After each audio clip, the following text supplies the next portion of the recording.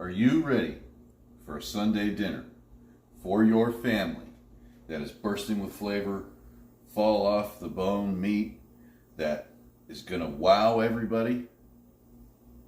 Braised beef short ribs.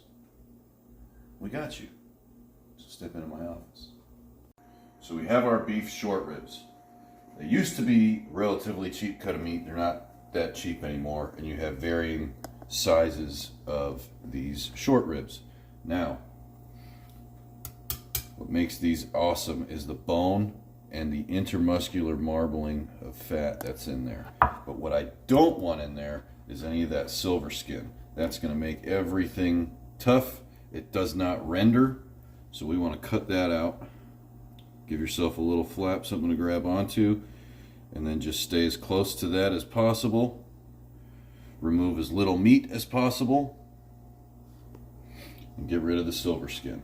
We're going to do that. Some fat is fine.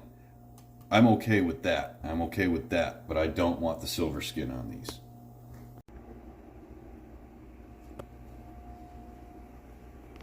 We've trimmed these up. Now what we have to do is we're going to want to season these up. So I'm just using salt and pepper. So hit each one generously. It's going to be hard to over season these. You want to make sure you get both sides. I have them on. There's two sides to short ribs. You have the bottom, which is the bone that you can hear, right? So we have the bone on the bottom. So all of them are facing up right now, which is what I want. Because as I season them and move on, when I flip them over, I don't have to mess with them anymore. I can put them straight in our Dutch oven. That's going to sear them and then braise them. So I'm going to continue seasoning these, and I'll see you back in just a bit. By the way, we'd appreciate it if you liked, shared, and subscribed. Because I want to go live. I want to do lives with you guys. I want to go live on TikTok. I want to go live on YouTube and do cook-alongs and things like that. I can't do that without the followers. So, help us out. I'd appreciate it. All sides have been seasoned. Our Dutch oven has been heating up, as you can hear. Want to hear that. You want to get color on these. So I'm going to put them in there.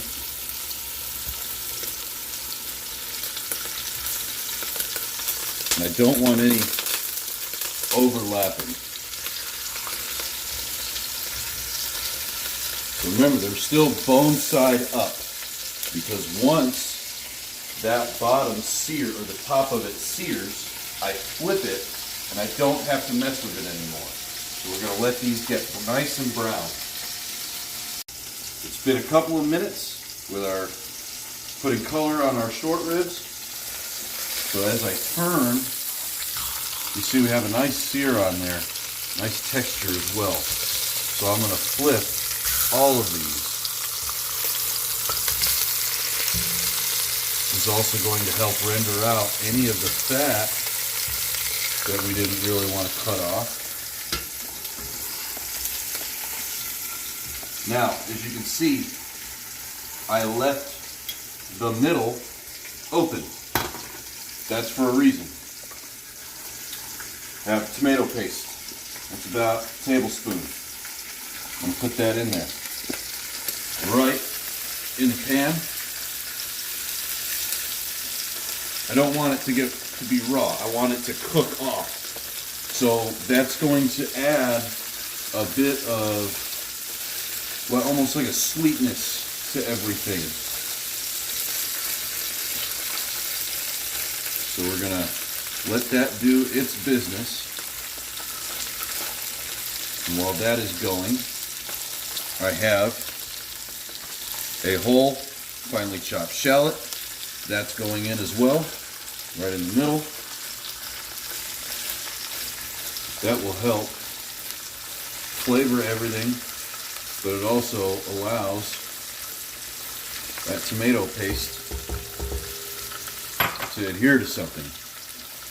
And then we have our garlic. That is a whole head of garlic that I've crushed. I don't want it in small pieces. I want it just about as big as it comes.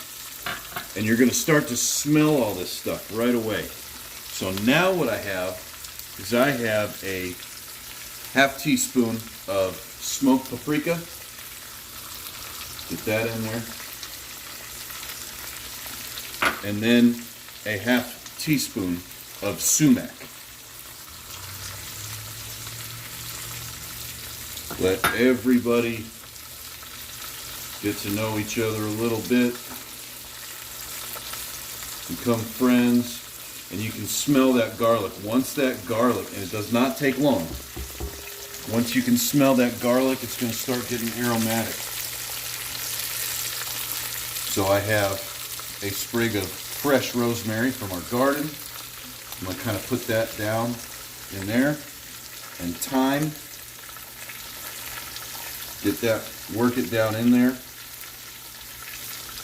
Thyme, when it hits oil that's hot, you can hear it. It's going to start snapping and popping. That's fine. I want that. That's extracting aroma and flavor. Once I get to where I need to go for that, red wine. Not inexpensive red wine at all.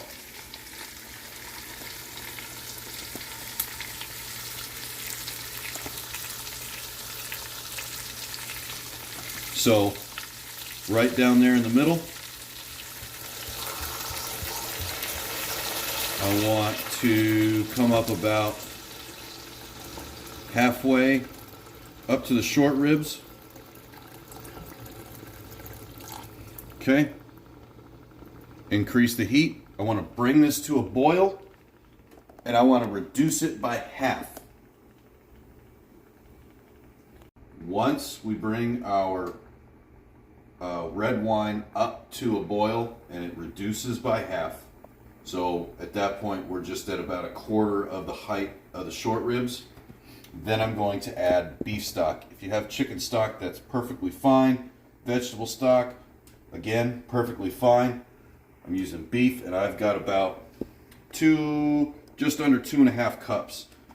So I don't know exactly how much I'm going to use yet. I'm going to judge it by the thickness and the richness of the sauce. So as it's going, I'm just going to let it reduce, and I'll add as much as necessary to get me back up to just past, I want to be like 3/4 of the way past, 3/4 of the way height of the short ribs. Then I can put a lid on here, and the ribs, which we put color on, by the way, so it's not going to look like boiled meat, will basically steam from the top and braise from the bottom, which is going to add so much depth of flavor. If you want to, you can use a roasting tray. Not a glass one. Don't do that. That's bad. Trust me. So you can put a roasting tray on your stove, sear everything, do the same steps that we did here, throw it in the oven. I've got our oven at 340 degrees. These are going to go in there for 2.5 hours. Short ribs. So everything's reducing nicely. So let's take a look at the level of red wine we have in there.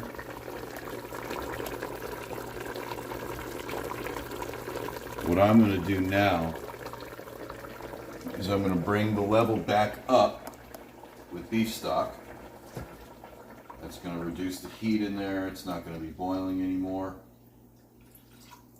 I'm going to use all the beef stock. But what I need to do is I need to bring this back up to a boil and let it reduce by half again.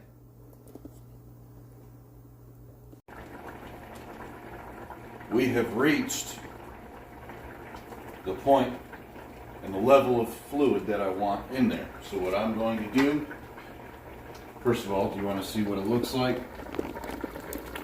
That's how much we've got in there. Lid goes on. This is now going to go into the oven, again, 340 degrees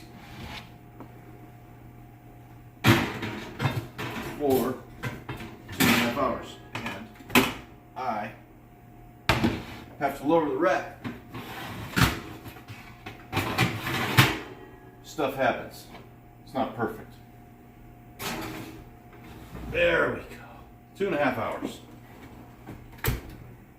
We'll see you when we come back.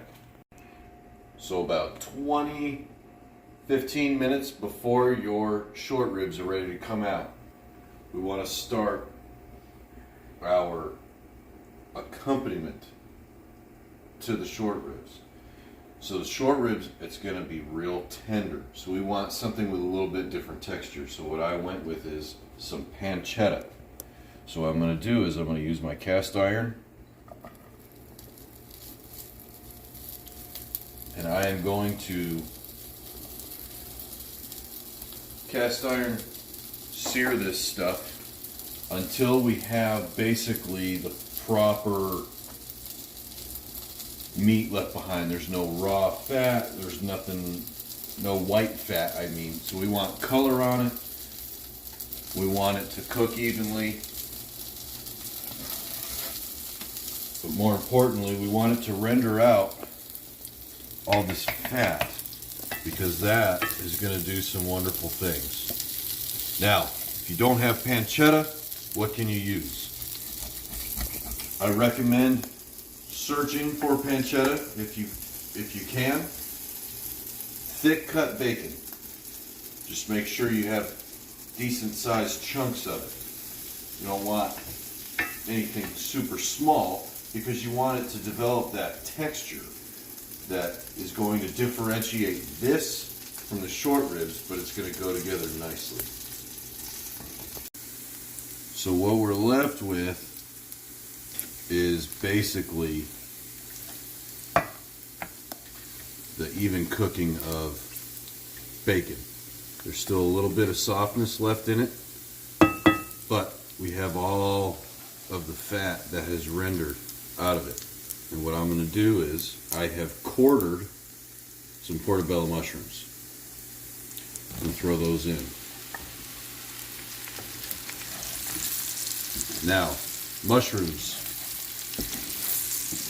when they are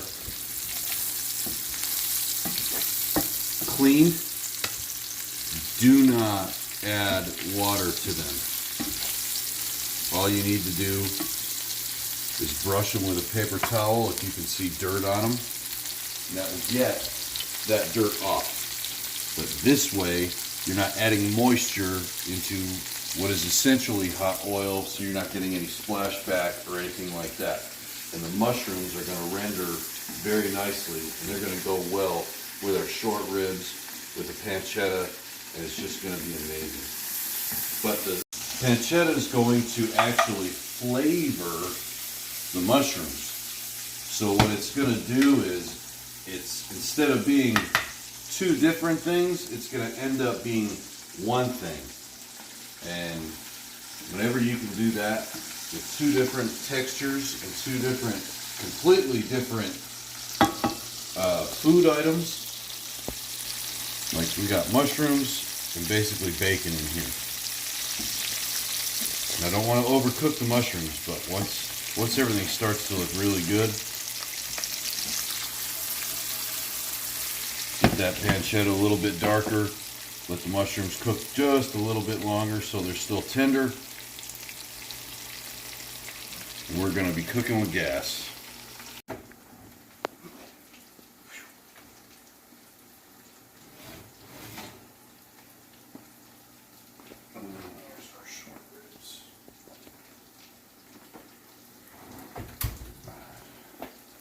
See what we have here. Oh my goodness.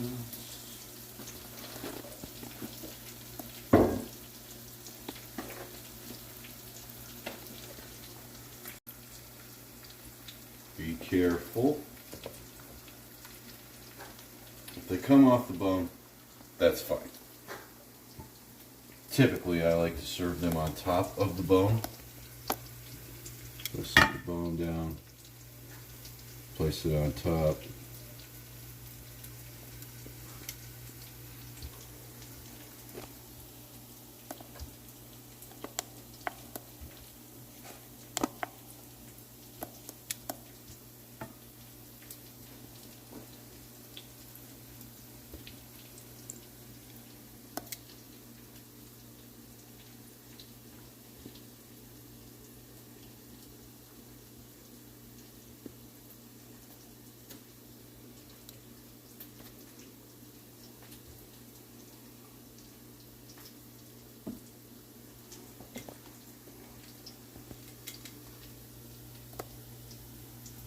Those are going to be delicious.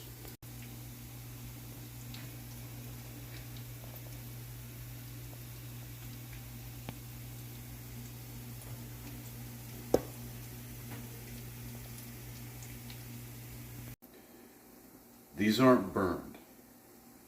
I just want you to take a look at the color. That color is from everything that we put in that pot that helped render down and reduce and reduce and reduce, and it gives them such a rich flavor. Nothing on here is burned. It is darn near perfection. Now, everything that's left in your Dutch oven, your roasting tray, whatever, we are going to put in this bowl, and we're going to strain it. We don't want any bits in there, but what we're going to do is we're going to end up making a sauce with this to help put over top of these ribs, and it's going to be amazing. So this is our garlic, some of our wine, everything like that, our stock. I'm just pressing this stuff through this fine mesh sieve. And what that's going to do is that's going to combine with some of the fat that's down there, and it's going to make it absolutely delicious little braising liquor.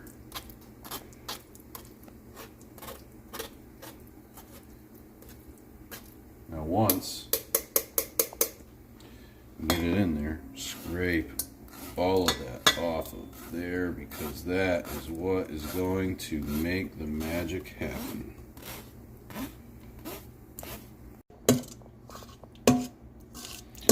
Here is our braising liquor glaze.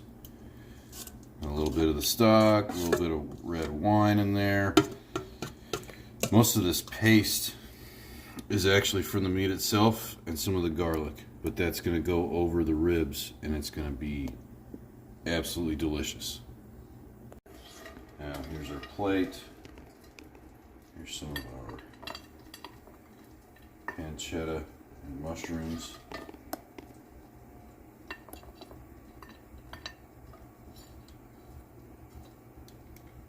Be generous with it. And then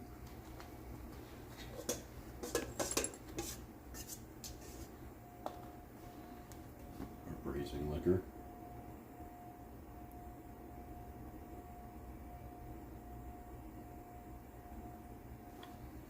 And then to top everything all off, if you're feeling fancy, just